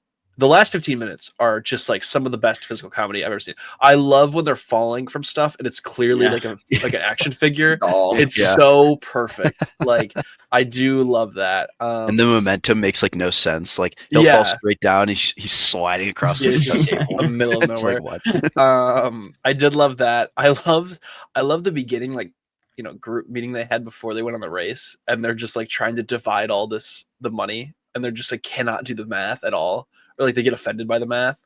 I liked that quite a bit. I just think it was just very long. It was just way too long for me. If this was 90 minutes and like you just had kind of like the best of it all, I'd be like, this is one of the better comedies maybe ever. But like, it keeps going. Like the whole subplot Just sailed right out there. Yeah, he did. He just sailed right out there. I did like that. Sailed right out there. It was just a lot, and I do understand why, because they wanted to put as many people as possible in there. It just didn't super work for me, unfortunately. So I gave it 2.5 stars. Yeah, I feel like my grandpa, like this, I turn this on for him and he'd be like, this is it. This is the one. Like he'd be probably like, would, honestly. This is it. And when I tell you at the beginning of the movie, when the guy in the car, when he dies, when literally he kicks right the there. bucket. He kicks the bucket. He kicks the bucket. I thought that was hilarious. That is so funny. And I think I like this humor and I appreciate it, you know, like the very wordy humor, like how we were kind of talking about in Severance, not that I'm spoiling anything, but they throw in a door joke and they're like, he's like, oh, it's like a door company, but you know what I'm talking about, Hunter, like the door prize joke. Like I thought it was hilarious. I thought it was very funny. Like that's the humor that I really like, you know, it's very creative. And I feel like we're kind of falling away from that. You know, I feel like we're just kind of like making more, we've gotten too smart with our comedy, I think. Okay. I think sometimes it's very easy to be like, oh, it's very easy for them to make like sexual jokes, I feel like, and it's just kind of like, oh, they can get away with it as opposed to some more like critical thinking, more serious stuff, you know? Yeah, I think our comedy is kind of those two like forms. It's like we're either gonna make like super obvious like 5th grade humor, or we're gonna subvert expectations with our comedy, and it's like a whole 15-minute diatribe to just get to a punchline. Like those are like the two that we have. We don't have like, you know, just basic humor anymore. And I think really the only place to find that humor like that's in this movie is like in sitcoms today. Like they're not really in movies as much. So yeah. I mean, like I want to say like Airplane is like one that comes to mind. Yeah, like, obviously very kind of like witty, just like wordy humor, not necessarily like,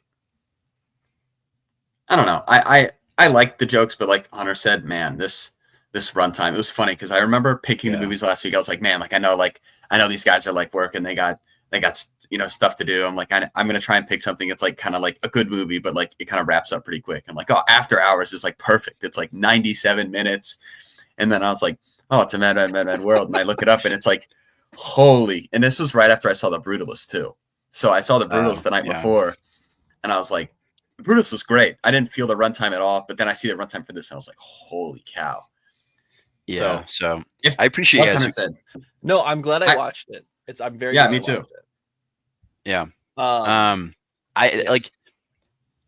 unfortunately I don't think this will age super well unless you know all the context behind it, and there is a lot of context, and even then you might not truly appreciate it. But great to see with a crowd. Yeah, and like if either of you guys watched it with your grandparents, I think you would probably like feel the appreciation, because even your parents probably aren't old enough to have appreciated this quite as much. So yeah, I wish it would age better, because it was like pretty incredible at the time from what I understand. Yeah. So all right. So next up is my choice, Risky Business. I'll read the synopsis. 1983, Paul Brixman, Tom Cruise, obviously. Meet Joel, an industrious college-bound 17-year-old and a responsible, trustworthy son. Is he, though? However, when his parents go away and leave him home alone in the wealthy Chicago suburbs with a Porsche at his disposal, he quickly decides that he's been too good for far too long. It's time to enjoy himself. After an unfortunate incident with the Porsche, Joel must raise some cash in a risky way. Would you guys? You want me to go first, since it was my movie, I guess, or do you want to go? All right. So I initially, when I saw this a couple years ago, I gave it 2.5 stars. I was like, I like it, but I really was more just, you know, not into it as much. What's funny, actually, I was more around the age of Tom Cruise in this movie. Now that I'm older, and I say older like I'm an old man, but I'm 23, I like it a lot more. I think it works really, really well. It's almost like the R-rated Ferris Bueller's Day Out. I was kind of thinking that in a fun way, like similar, like with the car and everything, and like the nice guy. It's basically like if Cameron and Ferris were the same guy. Yeah. I really like the subplot with my favorite thing in the movie is when the mom comes home and she's like, "There's a chip in my egg. What happened?" Like, I just love that she noticed that. I think it ends in kind of like a fevery dream kind of way, where like the college, it was Yale is like, you know what, I did like him. He can come. I also think that though this is like the perfect 80s movie where like not like it doesn't feel like there's a lot of consequences. It's Chicago suburbs, like there's teens doing whatever they want and like no parents around, or like if there are, like they just get away with it somehow. It's like the perfect encapsulation of like 80s culture. And I think for that, I really, really enjoy it. Also, probably the most iconic scene, if not one of the most iconic scenes of all time, of him dancing in the pink shirt. So I really like it. I still gave it 3.5 stars. I think this is going to be one of those that like every few years I revisit and just keep increasing my rating of it every time I see it. So yeah, risky business. I was shocked to see that you had this at 2.5 stars before I watched this movie. Yeah, right. Yeah, I was too. Tom Cruise, that's scream 4-star at least. Like I thought Tom Cruise automatically would boost it to a 3.5. Listen, every time I go to Tom Cruise, he's automatically at 2. So let's just say that. Okay, fair Low enough. bar for Tom. I was being pretty generous. No, I agree. I think the Ferris Bueller Day Off is like the very similar. I like. Dare I say, I feel like this is like a coming of age to a certain extent. Not like fully, but it's like this is him, early on, very much like, and I like the whole sequence of his parents where it's the POV of him and you're following his parents. Love it. Because I think you get a feeling of what it's like to be their son for like 2 minutes. And they're like, he's like, I noticed the bass was up. If you can't play music the right way, don't play it at all. And I'm just like, oh my goodness. Like this poor guy, like just let him have a little bit of fun, Let a brother breathe. And no, I like the whole saying where his friend is like, just say, WTF every once in a while. And then I like it when he's like, I never say that. That's not something I do. Like, he's like, I wouldn't do that. I was just trying to give you a push. But I love, I don't know. I love the fact that this movie, I don't like that he gets into Princeton at the end. It was very much like a nice little bow. Yeah. Oh, everything's going to be okay. Like I think that's so like perfect in the 80s way. Where like, no matter what happened, like it'll all be okay.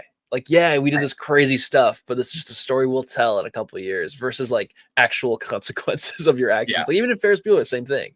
Like, yeah, we never really see what happened to Cameron, but like maybe something bad happened to Cameron.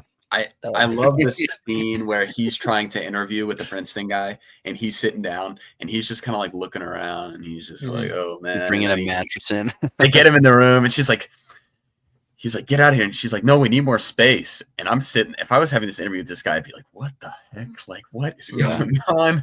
I mean, obviously I think it'd be very obvious what would be going on, and then he's like, well, I guess it sounds like Illinois or University of Illinois. He like just stands up and she goes, how we doing?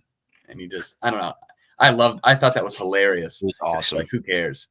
Hey, listen, the guy should not have come at like 9:30 p.m. to interview somebody. That's crazy. Yeah, outside of business hours. That is nuts. Also, great outfits in this movie, I will say. All-time outfit. Oh, movie. yes, Tom. Dude, the suit with the jeans and the black shirt is... Tom was stunting. It's such a good look. He was pimping, dare I say. Yeah, big pimping. I echo a lot of what you guys said. I also thought of Ferris Bueller's, and I was trying to think. There was another movie I was trying to it reminded me of something else. I couldn't put my finger on it, but it definitely made me think of Ferris Bueller with Chicago suburbs and just like the kid doing random stuff. I really liked the dream at the beginning when he's like voicing over for her and she's like, no, and he's like, and then she said, I want you to wash my back. And now I'm getting enthusiastic about this dream. I went back just to hear that again because I thought it was so funny. and it got me like very into the movie, like from the jump. Like Jack said, I loved the POV shots of like seeing his parents. I loved the dancing. I didn't know that was from this movie until like it started, and I was like, Until oh, it started. yeah. And yeah, I thought his friends kind of stink. Is that just me? Yeah, no, his friends were not great. The Free Enterprise guy was pretty good. The one that Yeah, worked he on the was fine. project with him. I feel like he was good. Yeah, he was fine. But yeah, I thought it was such a fun movie. And then you just same like what Hunter said about the egg and his mom. It's like, bro. But that's such perfect like Smallest characterization for her, like that she did check it, like that nothing else was wrong, and she's like, I gotta look at that egg and see what's wrong with it. Like it's just so perfect for her to do that. Yeah. Yeah. I did not know at all where this movie was going. I thought it was going to be like a Ferris Bueller type thing, where it just like keeps going until they get back and whatever. I did not know. I guess I should have expected with Risky Business that there was going to be some kind of business. Risky business. I just did not see it coming at all. Dude, how about that soundtrack though? So good. Good stuff. Yeah. Anything else on Risky Business? I want to say Very different vibes from It's a Mad, Mad, Mad World. Quite. Yeah. Quite. I like the other dream sequence he has where he's with the girl who's babysitting, you know? Mhm. And then all the cops show up. His parents are like, don't throw away your future. And it's just like this whole, like in his head, it's just like if he does anything that's outside of what his parents have imagined for him, his life is over, you know? Also, he's just like the fact that it was the babysitter. Yeah. Like get off your babysitter. It's like oh my gosh. He's imagining himself as a champion. Yeah. I think like the dream sequences is in any movie. Like I love it. It's yeah. I think it gives us a good glimpse into the character's head while also making it fun and interesting and kind of like chaotic without having the realistic expectations that you have to go back to. But now I'm getting enthusiastic about this movie. The way he said it, like when there was another time he was like, I hear the shower running, so I go upstairs. He like paused. He was like an alien until like his parents left, and then he became like a normal person, kind of. Like he was just so like focused. All right, time for After Hours. Directed by Martin Scorsese, 1985. What if the date you thought would never end didn't? Desperate to escape his mind-numbing routine, uptown Manhattan office worker Paul Hackett ventures downtown for a hookup with a mystery woman.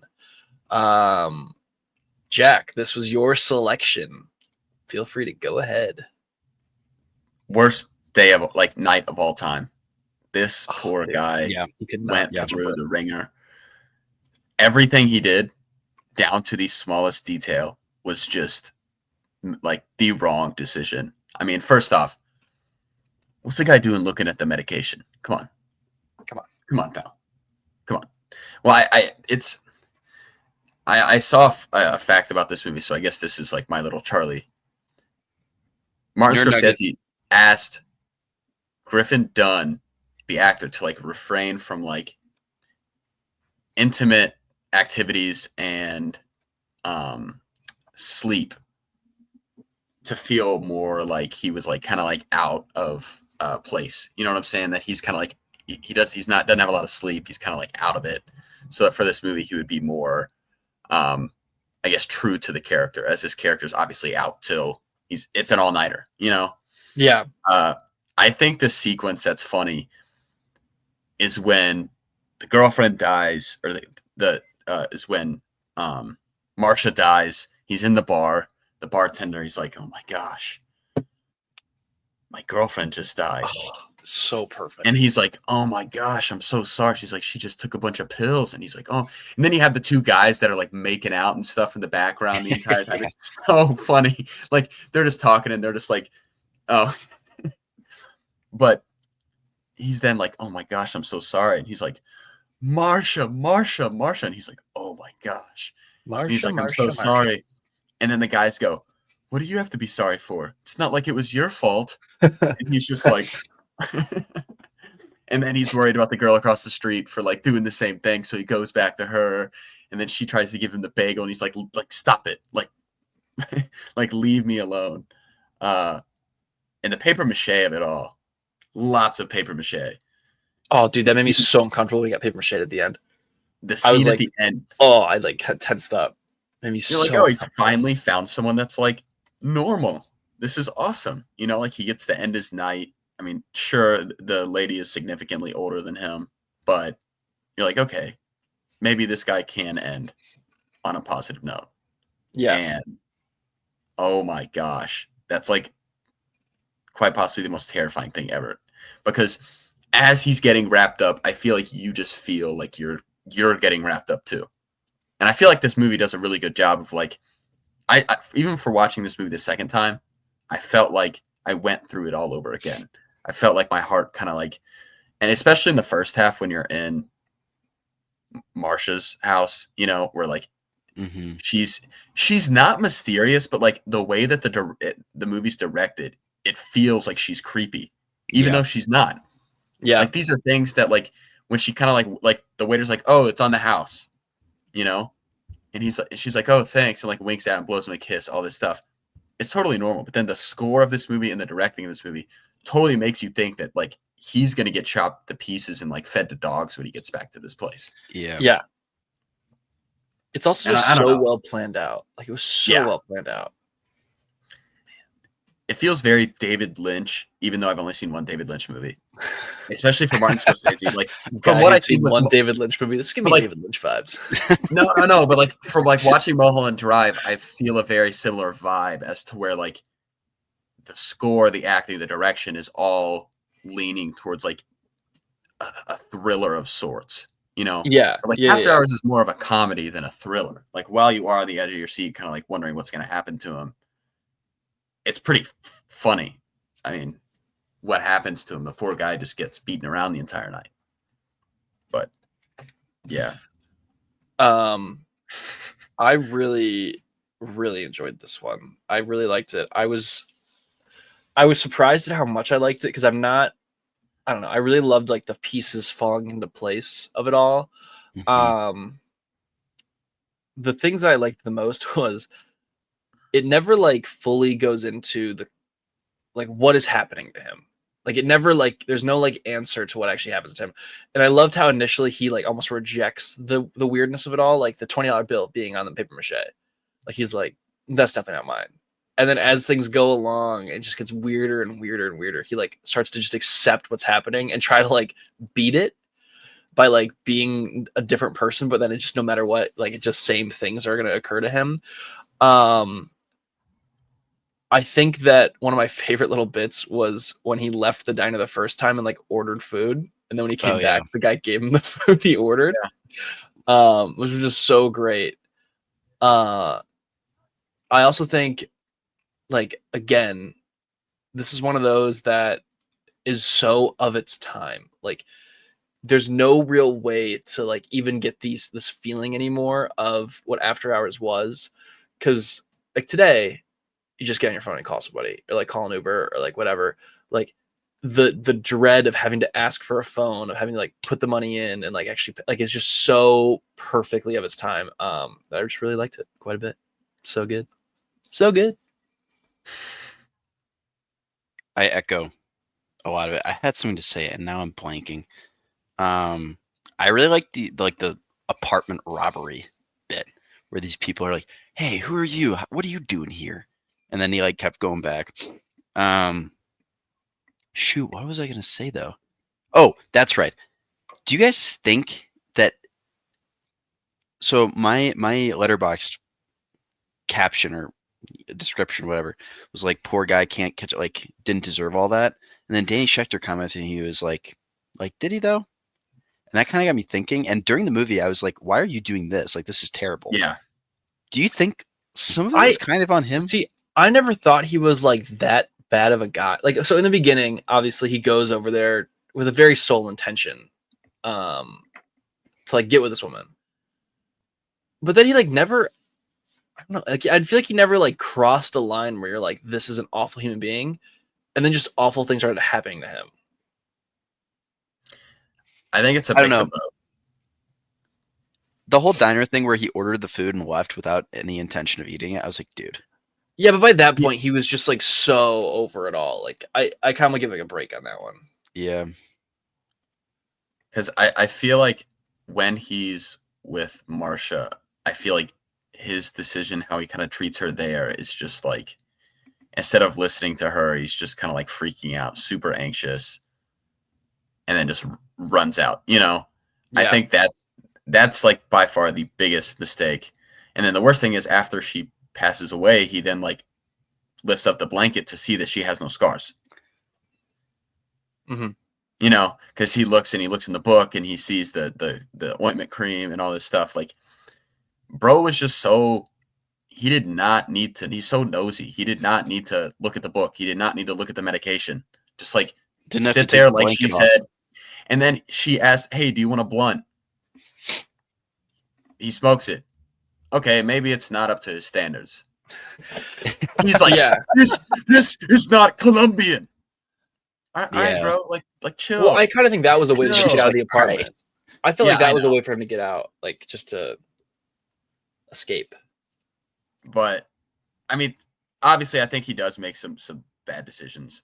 But then there's some things that he can't change, like when he goes to the bartender's apartment and he uses the Oh, bathroom yeah. and just And then flushes it, and that thing just overflows. Like, that is down to the smallest detail. Everything he does just goes to crap that night. It's everything. Yeah, but would you really use the bathroom of a stranger's apartment that you're just grabbing the keys from? I think that's kind of on him. That late at night, it's like, I don't think it's like that far out there. Like, it's that late. There's not necessarily that many places to go to the bathroom. Like, you got to go to the bathroom. It's like you're there, Yeah. I don't know. Maybe I'm a little bit too trusting or whatnot, but also Surrender Dorothy. Come on. Oh, that was That's cold. That's hilarious. Every single time that, like, it's funny because as someone who really likes The Wizard of Oz, I just think it's so funny. Like, every single time she's like, yeah, he's like kind of like a sicko. He's kind of obsessed with movies, specifically The Wizard of Oz. And every time it always screams, "Surrender Dorothy." Yeah. And I thought he would stop, but he never did. He never did.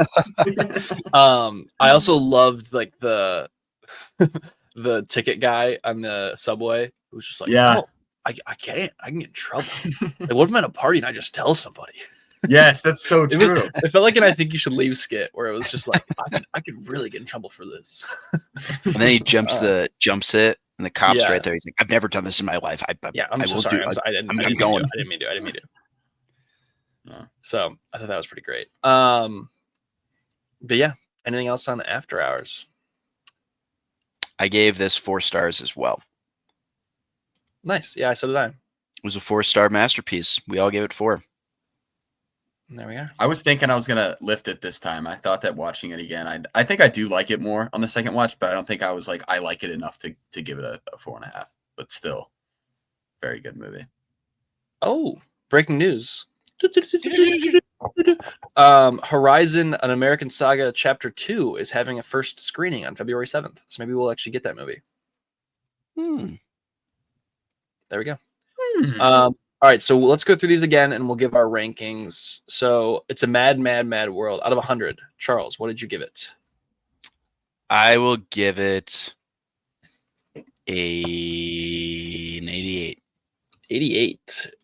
I give it a 57. Okay, it's fine. Sorry, dude. I Sorry. don't care. It's fine. No, it's whatever. Yeah, I don't. I'm gonna it's give about it right. a 54. Oh, We don't hate this movie though. We just want to. We don't hate this movie. We don't say hate this this. movie. We don't hate this We movie. don't. No, it's it's not okay. like we sat there and we were like, "This movie sucks." We were just like, "Wow, they are truly expanding all possible plot lines for the Yeah. sake of expanding the plot line and just throw like you said." It felt like throwing I more was on that people in drive. there. Yeah. We're still going. No, all good. Thanks for watching. Also, the Are we there pilot. I forgot to mention the pilot. They're like, "Can I just get it? Can I get a drink? Can we get some I'll make the next batch. some old fashions?" And he's like, "What do you mean?" He's like, "Just click the button that says liquor." It's the only way. Click the button. No, it's click the button that says booze. Because we had a little sign in our house that said booze growing up, and you'd push it and it would make a little buzzing noise. That's funny. It's the only way to fly. Forgot to mention that. Sorry.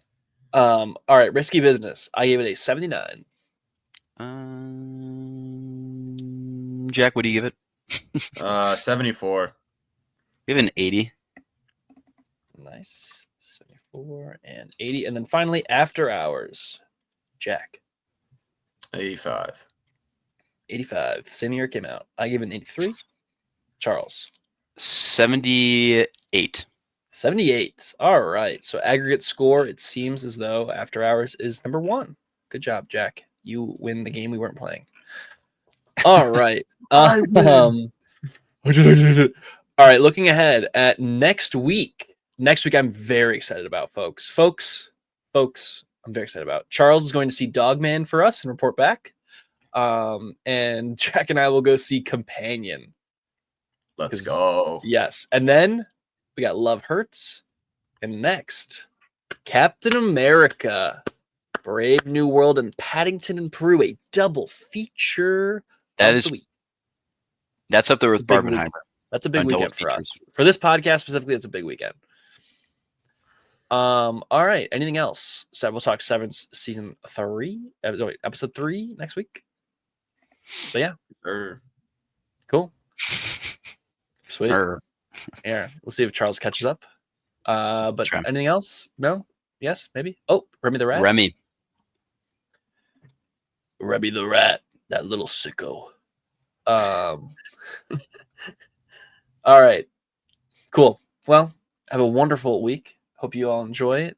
Try to stay warm out there. It seems like everyone's really cold fronts coming across the nation. And yeah, have a good week. Enjoy the box office.